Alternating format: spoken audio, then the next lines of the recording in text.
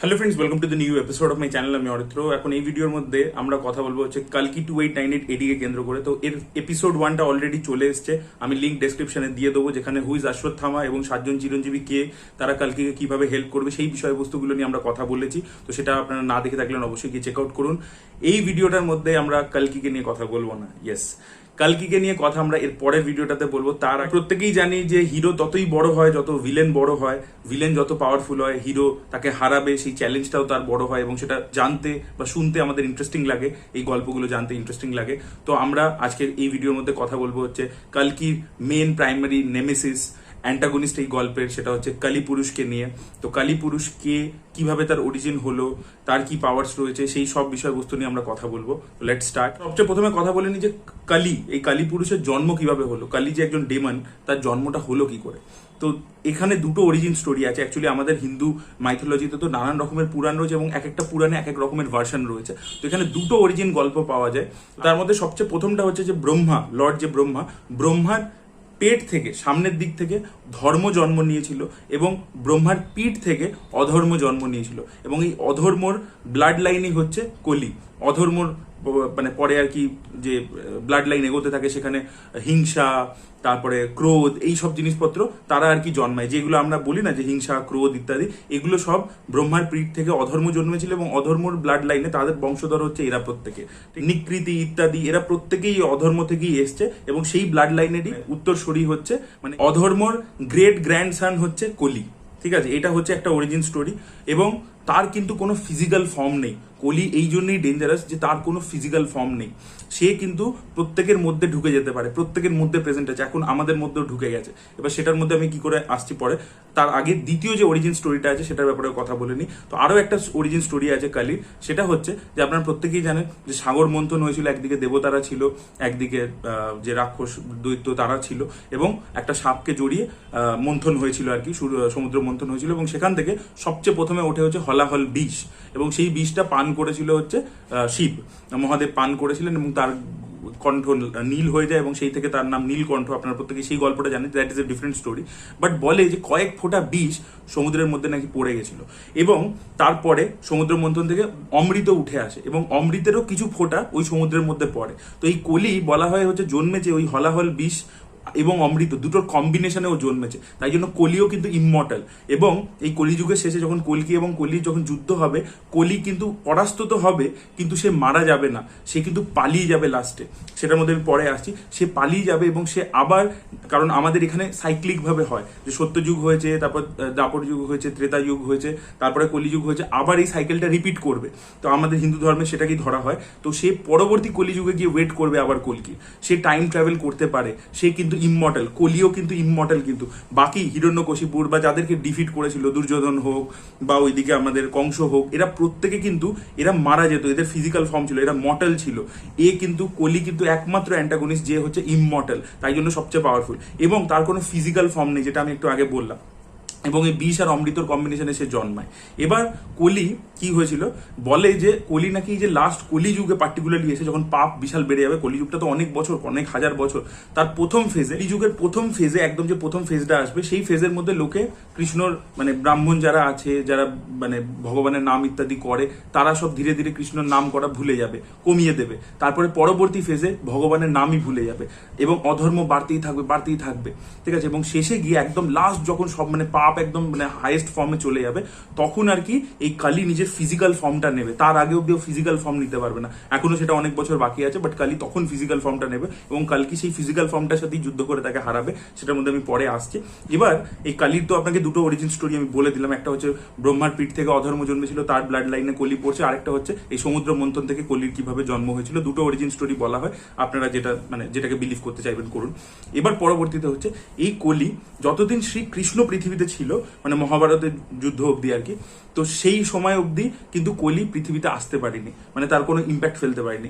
যে দিনকে শ্রীকৃষ্ণ জরাব্যাধের তীরে তিনি মারা গেলেন, এবং তার সবকে আর কি জলে ভাসিয়ে দেওয়া হলো, তার পরবর্তী দিন থেকে কিন্তু কলি চলে এসেছিল। এবং পাণ্ডবরা তারা কিন্তু পরীক্ষিতের হাতে পুরো রাজ্য তুলে দিয়ে, হস্তিনাপুরের রাজ্য তুলে দিয়ে তারা স্বর্গে চলে গেছিল। সেই গল্প আপনারা প্রত্যেকেই জানেন, আপনারা যদি না জানেন সেটা আমি পরে সেপারেট ভিডিওতে কথা বলবো, that is a different topic. এবার পরীক্ষিত একদিন নিজের রাজত্বে বেরিয়েছে, সে সবকিছু ঠিকঠাক করে শাসন করছিল। এবার দেখছে কলি সেখানে চলে এসছে।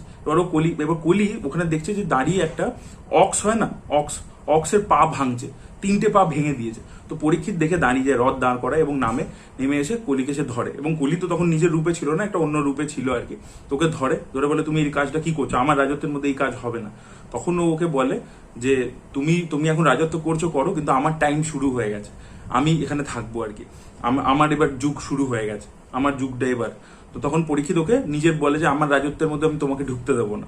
তখন ও বলে যে না, এটা তো মানে আমাকে তো আসতেই হবে পৃথিবীতে, এটাই নিয়ম, সো আমাকে তুমি মানে অ্যালাউ করো কিছু পার্টিকুলার জায়গায়। তো পরীক্ষিত দেখে যে বেশিরভাগ লোকই তো ভালো, রাইটিয়াস, তো ও বলে যে ঠিক আছে তোমাকে আমি পারমিশন দিচ্ছি, কিন্তু 5টা মাত্র জায়গায় তুমি আসতে পারবে। প্রথমে 4টে জায়গা গ্রান্ট করেছিল, যেখানে অ্যালকোহল আছে, লোকে অ্যালকোহল কনজিউম করছে, সেই জায়গাতে কলি যেতে পারবে। দ্বিতীয় হচ্ছে যেখানে প্রস্টিটিউশন হচ্ছে, যেখানে স্লটারিং হচ্ছে, যেখানে গ্যাম্বলিং হচ্ছে, এই সব জিনিসপত্র, এই যে জায়গাগুলোতে পার্টিকুলারলি যেখানে খারাপ অ্যাক্টিভিটি হচ্ছে, সেইখানে কলি একমাত্র প্রেজেন্ট হতে পারবে। এই কথাগুলো পরীক্ষিত তাকে অ্যালাউ করেছিল। তখন কলি বলে না 4টে জায়গা হলে হবে না, আমাকে আরো একটা জায়গায় মানে আমার প্রেজেন্স আর কি তুমি অ্যালাউ করো। তখন ও বলে ঠিক আছে, যেখানে গোল্ড থাকবে অত্যধিক সেখানে মানে তুমি আসতে পারো।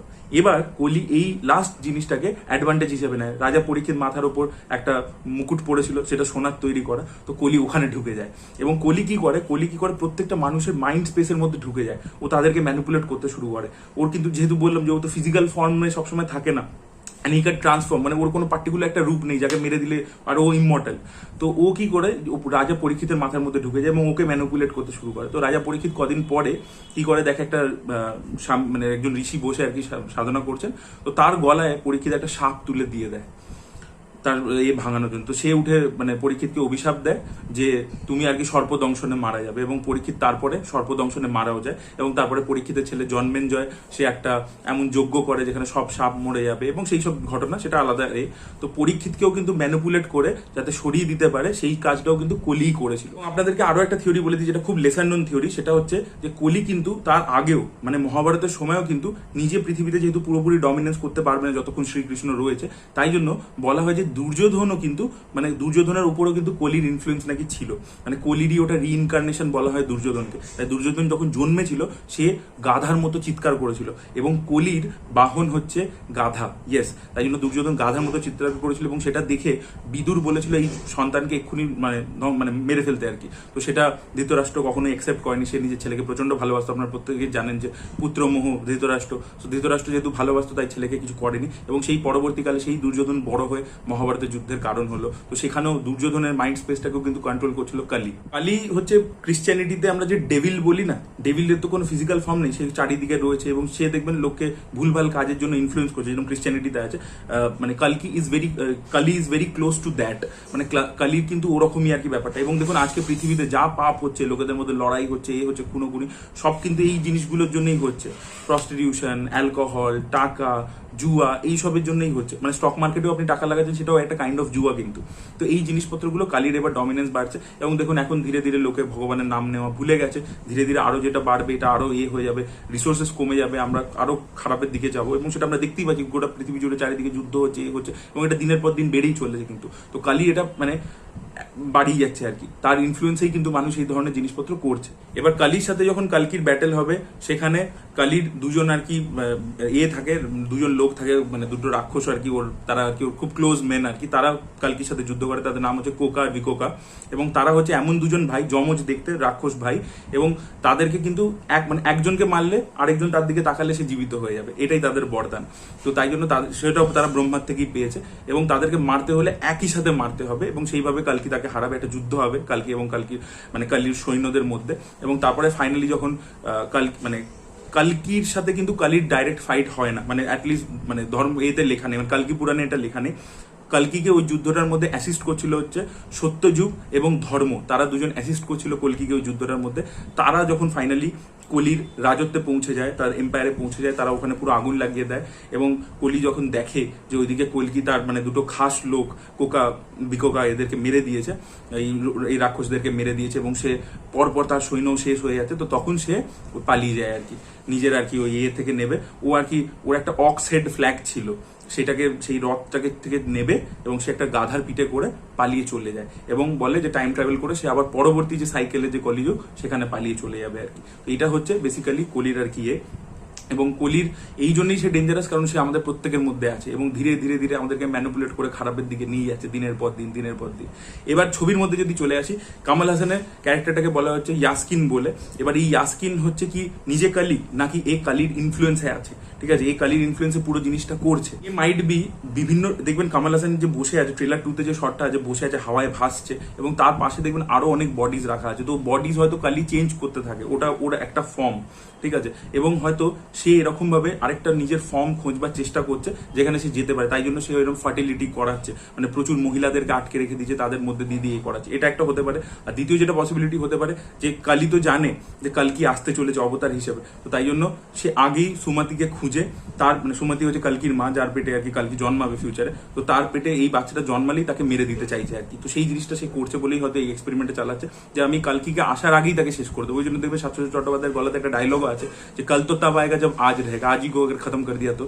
এবং কামাল হাসান আর কি এই ফার্টিলিটিটা চালাচ্ছে, এই মানে একটা এরকম ভাবে ফার্টিলাইজেশন, প্রচুর মহিলাদেরকে মাস একসাথে প্রেগনেন্ট করছে এবং সেটা হয়তো মাইট বি কালকিকে মারার জন্য। আর না নইলে হয়তো এটাও হতে পারে যে সে হয়তো কালির মানে নতুন একটা ফর্মে জন্ম দিতে চাইছে, সেটারও একটা পসিবিলিটি কিন্তু হতে পারে। তো দেখা যাক সেটা কি হয়, ছবির মধ্যে আমরা দেখতে পাবো। বাট কামাল হাসানের লুকটা কি ক্যাশ ছিল প্রত্যেকে, মানে ট্রেলার 1-এও সেটা দারুণ। এবং সে দেখবেন ট্রেলার 2-তে একটা জায়গায় বলে যে মানুষ কিন্তু যতই দিন পাল্টে যাক, যতই সময় চলে যাক, মানুষ কিন্তু একই রকম থাকবে, তার কিন্তু পাপবোধ মানে বেড়েই চলেছে।